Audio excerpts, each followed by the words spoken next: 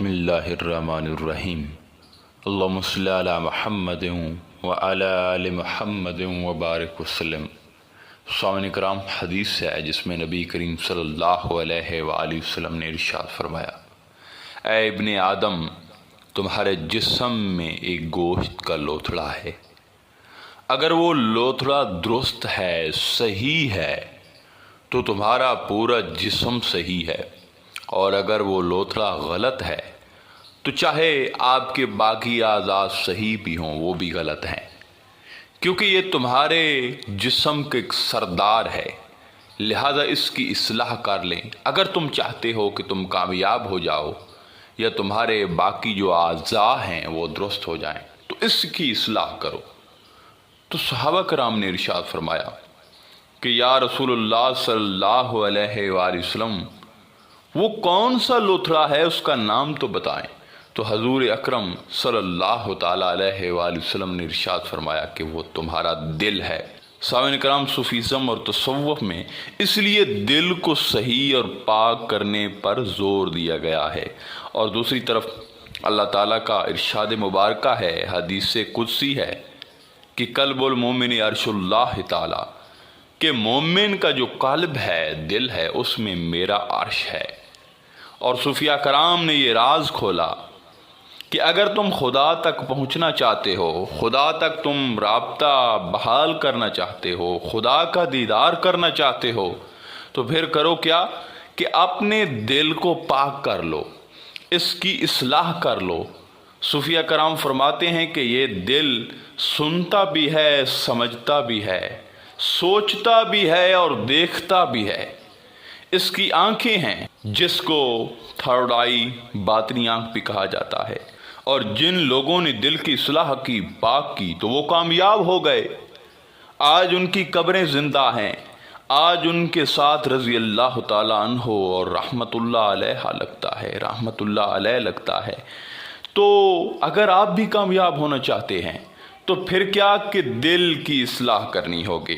हम दरअसल जो भी जिक्र करते हैं, अस्कार करते हैं, कुछ भी पढ़ते हैं, तो मैंने देखा है जिस मुआशरे में हम रहते हैं, हम ज़बानी जिक्र कर रहे होते हैं, बातनी या दिल वाला हम जिक्र करते ही नहीं है। और मैंने ऐसे लोग भी देखे हैं, यकीन जाने, कि जो दिल की इस्लाह या दिल को पाक करने या दिल को कुछ पढ़ाने पर एतराज़ करते हैं और सिर्फ वो ज़बानी ज़िक्र अस्कार पर अक्तफ़ा करके बैठे हैं।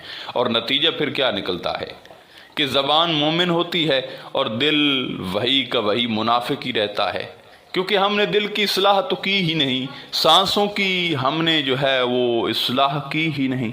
इसीलिए तो हजूर मुर्शिद करीम हजूर सुल्तानुल आरिफीन की कलम उठी और आप फरमाते हैं कि तस्बीह फिरी ते दिल नहीं फिरया, की लैना तस्बीह फड़ के हूँ, चिल्ले कट्टे ते कुछ ना खटिया, की लैना चिल्लियाँ च वड़ के हूँ। आप फरमाते हैं कि तालिब तू ज़बान पे तस्बीह करता रहा, मनका हिलाता रहा, चिल्ले तूने काटे, लेकिन काश कि तेरे दिल का जो मनका था वो भी अपनी जगह से हिल जाता तो तुम्हारा काम बन जाना था। अब लोग जो है मैंने देखे हैं, और हम जिक्र तो करते हैं जिस तरह मैंने अर्ज़ किया है, दरूद शरीफ भी कुछ लोग पढ़ते हैं, तो वो सिर्फ ज़बानी हद तक पढ़ते हैं, जबकि उनका जो दिल होता है वो ज़बान की तस्दीक नहीं कर रहा होता, ज़बान से हम पढ़ रहे होते हैं। अब जो आप ज़बान से पढ़ेंगे तो उसके असरात आप पर पड़ेंगे, इस बात का कोई इनकार नहीं कर सकता।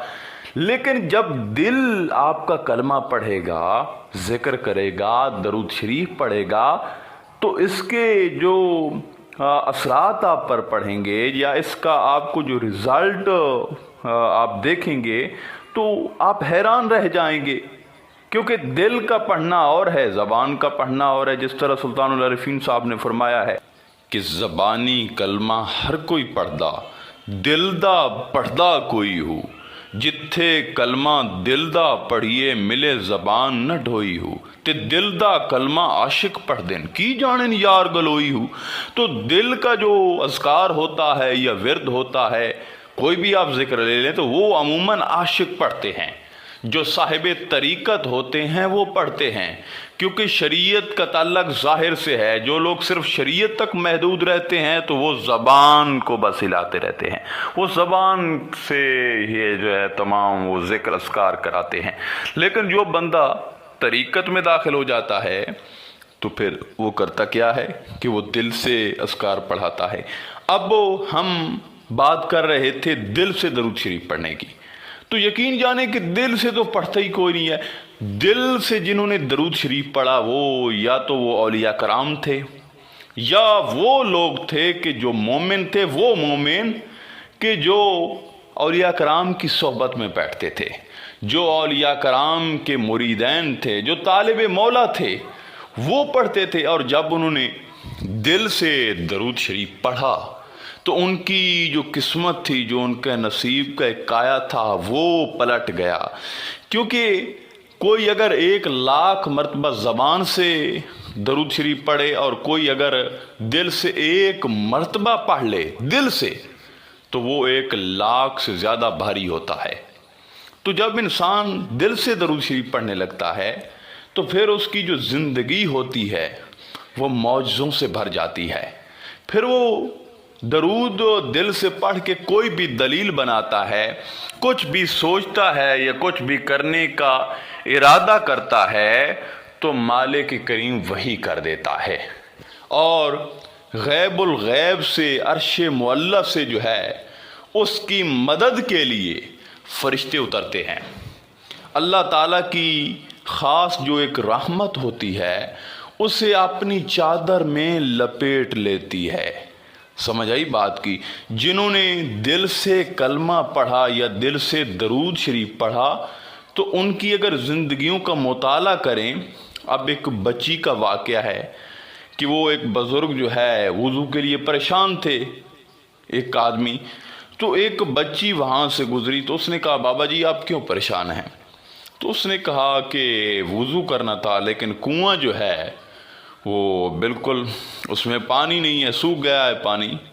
تو اس نے درود شریف صرف 1 مرتبہ پڑھ کے وہ لعاب دہن جو تھا وہ کنویں میں ڈالا. جب کنویں میں وہ لعاب دہن گیا تو کنویں سے چشمے پھوٹنے لگ گئے. اب وہ یہ چیز عقل تو تسلیم نہیں کرے گی نا کہ 1 مرتبہ پڑھنے سے ہی ہو گیا, لیکن وہ ہوا. کس وجہ سے ہوا کہ اس نے دراصل 1 مرتبہ درود تو پڑھا لیکن پڑھا دل سے تھا. اور جس طرح میں نے عرض کیا کہ زبان کے 1,00,000 سے زیادہ تاثیر والا 1 مرتبہ دل والا ہوتا ہے. تو اس نے پڑھا تو چشمے جاری ہو گئے. تو آخر میں دعا ہے کہ اللہ تعالی ہمیں دل کے ساتھ درود شریف پڑھنے کی توفیق عطا فرمائے.